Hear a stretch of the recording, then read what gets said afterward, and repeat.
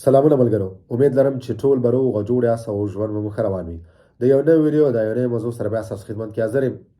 ملګرو، نن مې ډېره مهمه موضوع د ډبلن په اړه باندې راخیستې ده او هغه دا ډېر ملګري دا پوښتنه کوي چې تاسو به ډېره اورېدلي. ډېره مهمه ویډیو ده، ډېره مهمه پوښتنه ده، هغې جواب در کوم. ډېر مهم معلومات دي. کوشش وکړئ دغه معلومات د ملګرو سره شریک کړئ. اکثرا ملګري هغه چې دلته ډبلن فرانسه کې دا پوښتنه کوي چې د دوی چې د کوم هیواد ګوتې د فرانسه کې راوتلي، دوی وایي چې موږ هغه هیواد غواړي او فرانسه مو لیږي، اوس څه وکړو؟ دا ډېره مهمه پوښتنه ده او ډېر ملګري غواړي چې په دې اړه باندې معلومات واخلي. ملګرو، دلته په فرانسه کې د فرانسې دولت دا قانون دی چې هر کله د یو کس ګوتې راوځي او د ډبلن شي، د فرانسې دولت دا قانون دی چې د 4 نه والا 6 میاشتو کې باید د دوسیه راغونډه شي او د په دوسیه باندې فیصله وشي.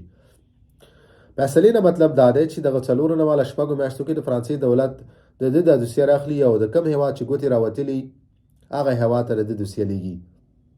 مثال اتریش شو، بلغاریا شو، هغه هیواد ته لیږي چې دغه کس ته دغه دلته ستاسو په هیواد کې ګوتې لګولې دي، د دلته کم څنګه پروسه ده. مثال دلته د هغوی سره دغه معلومات شریکوي. هغې نه بعد که چیرې هغه هیواد مثال اتریش شو، بلغاریا شو، تاسو یو غوښتلی، نو فرانسې هیواد تاسو ولته لیږي. که چیرې تاسو یې ونه غوښتلی، نو بیا د فرانسې هیواد دلته ستاسو ګوتې چې کوم دی هغه معاف کوي، تاسو نورمال کیږئ، نورمال پروسې ته وړئ. اوس ډېر ملګري په دغسې یو حالت کې ګیر دي چې دوی فرانسې دولت لیږي او هغه کوم هیواد ګوتې چې راوتلي هغه یې غواړي.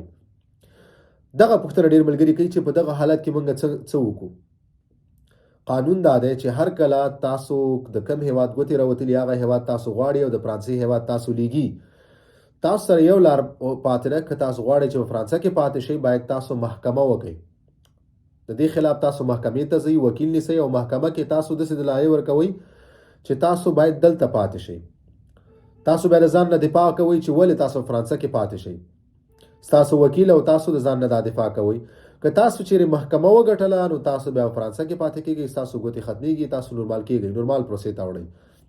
او که چیرې تاسو یو بیالله، دا هغه مخکې د فرانسې دولت خوښه ده چې تاسو هغه ملک ته، هغه هیواد ته ډیپورټ کوي او که نه کوي. خو بعضې ملګري دي چې هغه ډیپورټ شوي دي. نو دغه ډېره مهمه پوښتنه وه او د دغې جواب دا و چې تاسو سره اخرنی اپشن پاتې کېږي چې تاسو محکمه وکړئ، وکیل ونیسئ او د دغې فیصلې خلاف لاړ شئ. دغه تاسو سره واحد قانوني او سمه لار ده. اوس دلته ډېرو ملګرو ته داسې غلطې مشورې ورکولی کېږي چې څوک چاته وایي چې تاسو پټ شئ، دلته امضا ته مه ورځئ. هر کله چې تاسو امضا ته نه ورځئ، تاسو پټ شئ، تاسو همداسې پاتې شئ، نو تاسو بیا اتوماتیک ډول باندې 18 میاشتو ته وړئ. په دغه کې تاسو یو 18 میاشتو ته وړئ. 18 میاشتې بعد، یو نیم کال بعد تاسو بیا نورمال کیږئ. یو دویم دا چې تاسو پیسې چې تاسو له وفي کمې روپۍ درکوي هغه په تاسو بندېږي. دریم دا چې تاسو د سوسیال کور نه وځئ، تاسو سوسیال کور در باندې ختمیږي، بندېږي.